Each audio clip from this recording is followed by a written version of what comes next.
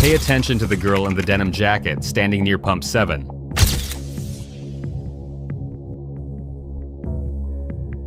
Her name is Tessa Morgan. She's 17 years old, a junior at Riverside High School in Dayton, Ohio. It's 4:47 p.m. on a Thursday afternoon in late October. Tessa is on her way home from volleyball practice. She's texting her best friend about weekend plans. Her phone battery is at 23%. Now, pay attention to the blue Toyota Camry pulling up to pump 9. The driver is a man in his early 40s. His name is Kofi Mensah. He's originally from Ghana, has lived in the United States for 12 years, and works as a maintenance supervisor at a commercial building downtown. He appears calm, unhurried. He doesn't look at Tessa when he exits his vehicle. Within 40 minutes, Tessa's phone would be turned off forever. This was not a chance encounter. It was the beginning of a nightmare. October 24th started like any other Thursday for Tessa Morgan. She woke at 6:15 a.m., complained about an upcoming chemistry test, and posted a selfie on Instagram with the caption, "Game Day Energy." Her mother, Patricia Morgan, reminded her to text when practice was over. Tessa rolled her eyes but promised she would. The volleyball team practiced from 3 to 4:30 p.m. Tessa was the team's setter, precise, focused, competitive. Her coach would later describe her as reliable, the kind of player who showed up early and stayed late. That Thursday, practice ended on schedule. Tessa changed in the locker room, stuffed her uniform into her backpack, and walked out to the student parking lot. Her car wouldn't start. Tessa had been having battery issues for weeks. Patricia had scheduled an appointment at the mechanic for the following Monday. Tessa turned the key 3 times. Nothing. She texted her mother at 4:38 p.m. "Car dead again. Can you come get me?" Patricia was in a meeting 40 minutes away. She replied immediately, "In meeting till 6. Can you wait or get ride from teammate?" Tessa's teammates had already left. The parking lot was empty. She decided to walk to the gas station 3 blocks away and wait for her mother there. She could grab a snack, charge her phone, maybe do some homework. It seemed like a reasonable decision. She had no way of knowing what would happen next. The Speedway station on Riverside Drive was a well-lit, busy location. Cameras covered every angle: the pumps, the entrance, the parking lot. Tessa arrived at approximately 4:45 p.m. She bought a bottle of water and a bag of chips. The clerk would later remember her as polite, normal, maybe a little tired. Tessa sat on the curb near the air pump station. She plugged her phone into a portable charger and scrolled through social media. She texted her mother at 4:52 p.m. "I'm at Speedway on Riverside. Take your time." That was the last message Patricia Morgan would receive from her daughter. At 4:47 p.m., a blue Toyota Camry pulled up to pump 9. The driver was Kofi Mensah. Surveillance footage shows him exiting the vehicle, swiping his credit card, and beginning to pump gas. He glanced toward Tessa twice. She didn't notice.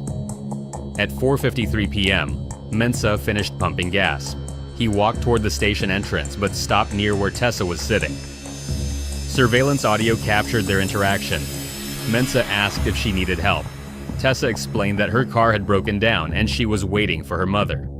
Mensah offered her a ride. Tessa hesitated. Her mother had taught her never to accept rides from strangers. But Mensah seemed harmless, middle-aged, well-dressed, soft-spoken. He mentioned that he had a daughter around her age. He said he understood how it felt to be stranded. He told her he was only going a few miles up Riverside Drive. He could drop her closer to home. Tessa texted her mother at 4:55 p.m. "Someone offered me a ride. Seems okay. See you soon." At 4:56 p.m., Tessa Morgan got into the passenger seat of Kofi Mensah's Toyota Camry. The vehicle exited the gas station at 4:57 p.m. and turned left onto Riverside Drive. It was the last time any camera would record her. Patricia Morgan finished her meeting at 6:10 p.m. She called Tessa immediately. The call went straight to voicemail. She texted, "On my way. Be there in 20. No response. Patricia arrived at the Speedway station at 6:34 p.m. Tessa was not there. Patricia checked the parking lot, the restrooms, the surrounding businesses. She called Tessa's phone 6 more times. Voicemail. She texted Tessa's friends. No one had seen her since practice ended. By 7:00 p.m., Patricia knew something was wrong. Her daughter always answered her phone. Always. Patricia called the Dayton Police Department and reported Tessa missing. The initial response was measured. Tessa was 17, nearly an adult. She'd been gone less than 3 hours. The officer who took the report explained that most missing teens return within 24 hours. Patricia insisted this was different. Tessa wouldn't just disappear. Something had happened. The officer agreed to send a patrol car to the Speedway station. Officer Daniel Reeves arrived at the Speedway at 7:45 p.m. He spoke with the store clerk and requested access to the surveillance system. The manager reviewed footage from the previous 3 hours. At 4:45 p.m., Tessa Morgan appeared on camera entering the store. At 4:56 p.m., she was seen getting into a blue Toyota Camry. The license plate was clearly visible. Officer Reeves ran the plate immediately. It was registered to Kofi Mensah, age 43, residing at 1247 Oakmont Avenue in Dayton. Mensah had no criminal record, no warrants, no prior complaints. He appeared to be an ordinary resident with a stable job and a family. Reeves contacted Detective Lisa Hartman, the lead investigator for the Missing Persons Unit. Hartman reviewed the footage herself. The interaction between Tessa and Mensah appeared brief and cordial. Tessa did not seem distressed. She entered the vehicle willingly. Still, the timeline was concerning. Tessa had gotten into that car nearly 3 hours earlier. Her phone was off. She hadn't contacted her mother. Detective Hartman decided they couldn't wait. She dispatched units to Mensah's residence immediately. Police arrived at 1247 Oakmont Avenue at 8:52 p.m. The house was a modest 2-story colonial in a quiet suburban neighborhood. Lights were on inside. A woman answered the door. Her name was Abina Mensah, Kofi's wife. She was confused and frightened by the presence of police officers. Detectives asked if Kofi Mensah was home. Abena said he was in the basement watching television. Officers asked to speak with him. Kofi came upstairs moments later. He was calm, cooperative, seemingly unbothered by the late-night visit. Detective Hartman asked him directly, had he given a ride to a teenage girl earlier that evening? Kofi Mensah said yes.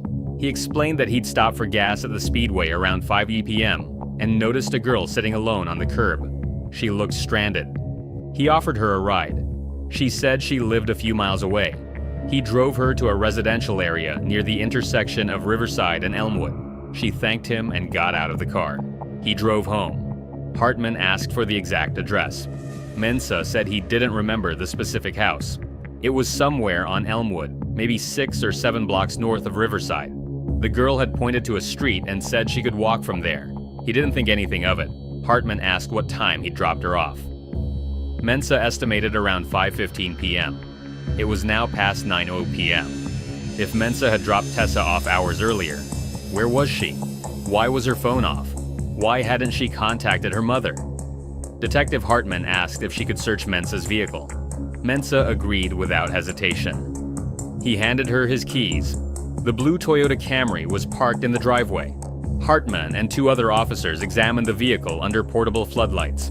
The interior was clean, almost unnaturally clean. The seats had been recently wiped down. There was a faint smell of bleach. In the back seat, officers found Tessa's backpack. Inside were her volleyball uniform, a chemistry textbook, a folder of homework assignments, and her portable phone charger.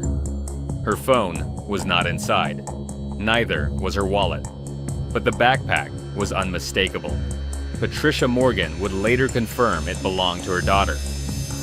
Kofi Mensah was arrested at 9:47 p.m. and taken into custody. He was read his Miranda rights. He requested an attorney. The interrogation stopped. The search for Tessa Morgan intensified. By midnight, over 50 law enforcement personnel were involved in the search.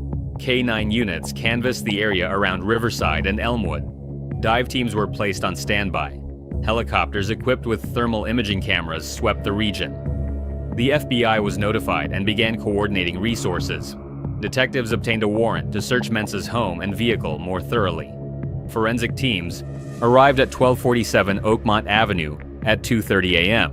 Abena Mensah and the couple's two daughters were moved to a neighbor's house while investigators processed the scene. In the basement, detectives found a locked storage room. Mensah's wife said she didn't have a key. Her husband had always kept that room locked. She'd assumed it contained tools and maintenance equipment from his job. Officers forced the door open. Inside was a workspace, meticulously organized, unsettling in its precision. There were zip ties, duct tape, plastic tarps, and heavy-duty trash bags. A laptop sat on a makeshift desk. On the wall were printed satellite images of rural areas outside Dayton, forests, abandoned buildings, isolated roads. This was not the workspace of a maintenance supervisor. This was the workspace of someone who had planned for something terrible.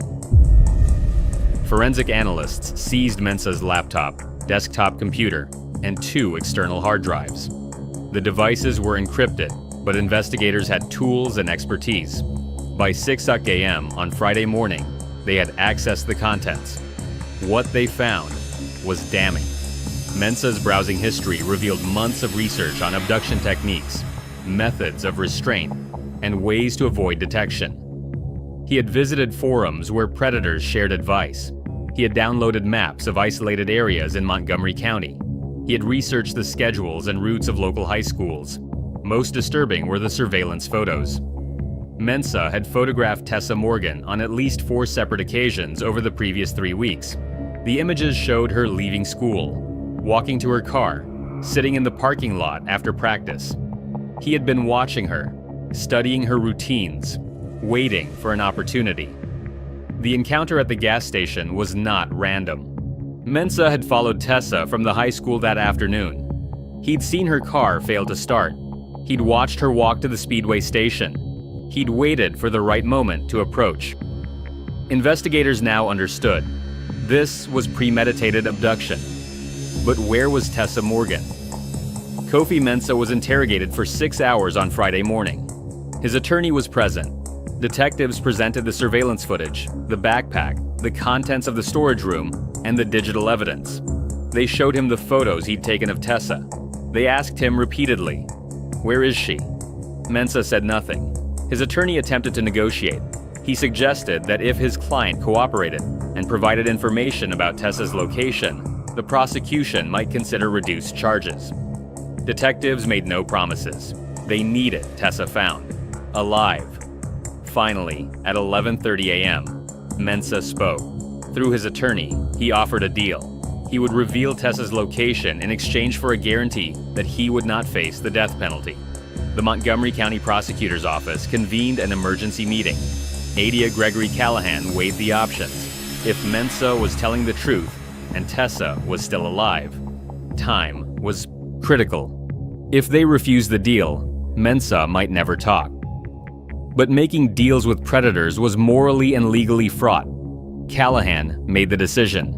The state would agree not to seek the death penalty if Mensah provided accurate information, leading to Tessa Morgan's recovery within the next 12 hours.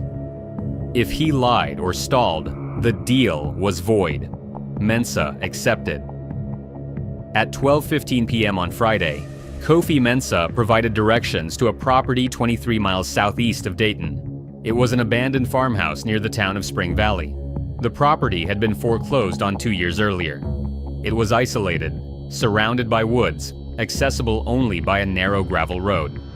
Mensah said he had discovered the location months earlier while scouting for a place where he wouldn't be disturbed. A tactical team was assembled immediately. Detective Hartman, Ada Callahan, and Patricia Morgan were taken to a command post half a mile from the farmhouse. Hartman told Patricia to prepare herself. They didn't know what they would find. At 1:05 p.m., officers approached the farmhouse. The front door was unlocked. The interior was dark and smelled of mildew. Officers moved room by room, calling Tessa's name. In a back bedroom, they found her. Tessa Morgan was alive. Barely. She was bound with zip ties and duct tape. She was dehydrated, disoriented, and shivering uncontrollably. She had visible injuries, bruises on her arms, a cut on her forehead, signs of physical trauma. But she was breathing. She was conscious. She was alive. Paramedics were called in immediately. Tessa was carefully freed from her restraints and placed on a stretcher. She was unable to speak coherently, but reached for a paramedic's hand and held it tightly. She was transported to Miami Valley Hospital and admitted to the intensive care unit. Patricia Morgan was allowed to see her daughter at 3:30 p.m. Tessa was sedated, receiving IV fluids and undergoing a full medical examination. Patricia sat beside the hospital bed and held her daughter's hand. She didn't let go for hours. Tessa Morgan had been missing for 20 hours. She had survived. Over the following days, Tessa provided investigators with a detailed account of what had occurred. Her statement was recorded in the presence of a trauma counselor and her mother. After Kofi Mensah picked her up at the gas station, he did not drive toward her home. Instead, he turned onto the highway and drove south. Tessa asked where they were going. Mensah told her there was a shortcut. She became uneasy. She reached for her phone. Mensah grabbed her wrist and told her to relax. He wasn't going to hurt her. Tessa tried to open the passenger door. The child locks were engaged. She couldn't escape. Mensah drove to the abandoned farmhouse. He parked behind the structure, out of sight from the road. He forced Tessa inside at knife point. He bound her wrists and ankles with zip ties. He covered her mouth with duct tape. He told her if she cooperated, he wouldn't hurt her. If she struggled, it would be worse. Tessa spent the next 18 hours in that bedroom. Mensah returned several times, bringing bottled water, checking her restraints, sitting in silence.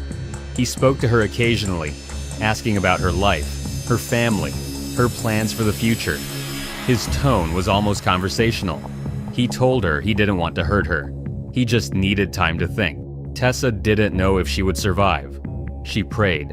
She thought about her mother. She thought about her teammates. She stayed as still and quiet as possible. She waited. When police arrived, she heard voices. She heard footsteps. She tried to scream, but the duct tape muffled the sound. Then the door opened. An officer was standing there. He said her name. He said she was safe. Tessa Morgan survived because investigators acted quickly, and because Kofi Mensah, for reasons he would never fully explain, chose to reveal her location. As Tessa recovered in the hospital, investigators continued to examine Kofi Mensah's digital footprint. What they discovered suggested this was not his first crime. Among the files on his laptop were additional surveillance photos, not just of Tessa, but of 3 other teenage girls in the Dayton area. The photos were dated over the previous 6 months. The girls attended different schools. They had different routines, but they all fit a similar profile, between 16 and 18 years old, athletic, often alone after school activities. Detectives contacted the girls and their families. 2 of them remembered seeing a blue Toyota Camry near their schools on multiple occasions. One girl recalled a man offering her a ride after a track meet. She had declined. She hadn't thought much of it at the time. Mensah had been hunting. Investigators also discovered that Mensah had made multiple trips to the abandoned farmhouse over the previous year. Receipts showed purchases of cleaning supplies, tarps, and storage containers. He had been preparing that location. He had been planning for this. Forensic analysis of the farmhouse revealed no evidence of other victims. There was no indication that Mensah had used the location for previous abductions. Tessa Morgan appeared to be his first actual victim, though it was clear he had been building toward this for months. The question remained: what would have happened if police hadn't found Tessa so quickly? Kofi Mensah was charged with kidnapping, aggravated assault, criminal restraint, and possession of materials for child exploitation. The Montgomery County Prosecutor's Office built its case methodically. The surveillance footage, the digital evidence, Tessa's testimony, and the physical evidence from the farmhouse created an overwhelming case. Mensah's defense attorney attempted to negotiate a plea deal. Mensah would plead guilty to all charges in exchange for a sentence of 25 years with the possibility of parole. The prosecution refused. They wanted the maximum sentence allowed under law. The case went to trial in April of the following year. The trial lasted 2 weeks. The prosecution presented the surveillance footage from the gas station, showing the moment Tessa Morgan got into Mensah's vehicle. They presented the contents of his locked storage room. They presented the laptop with surveillance photos and months of disturbing research. They presented expert testimony on predatory behavior and premeditated abduction. On the 4th day of trial, Tessa Morgan took the witness stand. She was 18 years old by then. She had returned to school. She had completed physical therapy. She was seeing a trauma counselor twice a week. She was surviving. Tessa described the events of October 24th in careful, measured detail. She explained how Mensah had seemed harmless at first. She described the moment she realized she was in danger. She recounted the 18 hours she spent in that farmhouse, bound and terrified, not knowing if she would live. The courtroom was silent. The defense argued that Mensah suffered from untreated mental illness stemming from trauma in his early life. They presented testimony about his childhood in Ghana, his difficult immigration experience, and his struggles with depression. They argued for compassion, for understanding, for recognition that mental illness had driven his actions. Ada Callahan's closing argument was direct. He acknowledged Mensah's history. He acknowledged that trauma shapes behavior, but he emphasized the calculated nature of the crime, the months of surveillance, the preparation of the farmhouse, the premeditation evident in every detail. Trauma may explain behavior, Callahan said. It does not justify it. The jury deliberated for 4 hours. Kofi Mensah was found guilty on all counts. At sentencing, Patricia Morgan addressed the court. She spoke about the night Tessa disappeared, the panic, the helplessness, the fear that she would never see her daughter again. She spoke about the months of recovery that followed. She spoke about the trust that had been broken, the innocence that had been stolen. She also spoke about gratitude. Gratitude that the police had acted so quickly. Gratitude that Mensah had revealed Tessa's location. Gratitude that her daughter was alive. Patricia Morgan did not call for vengeance. She called for justice and for protection, for other families, for other daughters. The judge sentenced Kofi Mensah to 50 years in prison without the possibility of parole. Given his age, it was effectively a life sentence. Mensah was led out of the courtroom in handcuffs. He did not look at Tessa or her mother. He said nothing. Tessa Morgan graduated from Riverside High School on time with her class. She received a scholarship to play volleyball at a small college in Indiana. She struggled with anxiety and nightmares for years. She continued therapy. She learned to live with what had happened without letting it define her. Patricia Morgan became an advocate for missing persons cases and victim support services. She lobbied for faster response times in abduction cases and better training for law enforcement on recognizing predatory behavior. She spoke at community events and schools about the importance of awareness and caution. The abandoned farmhouse near Spring Valley was demolished 6 months after the trial. The property was sold to a developer who built a small community park on the site. Kofi Mensah remains incarcerated at the Mansfield Correctional Institution. He has never provided a full explanation for his actions. He has never expressed remorse. The surveillance footage from that October afternoon has been viewed millions of times. It shows a teenage girl sitting on a curb, texting her mother, waiting for a ride home. It shows a man offering help. It shows a decision made in seconds that nearly cost a life. Tessa Morgan survived. That's what matters most. But the footage remains a reminder of how quickly safety can turn to danger, of how predators operate in plain sight, of how vigilance and quick action can mean the difference between tragedy and survival. Tessa's volleyball team retired her jersey number that season. It hangs in the gymnasium at Riverside High School with a single word beneath it: resilience. That word belongs to her. It always will.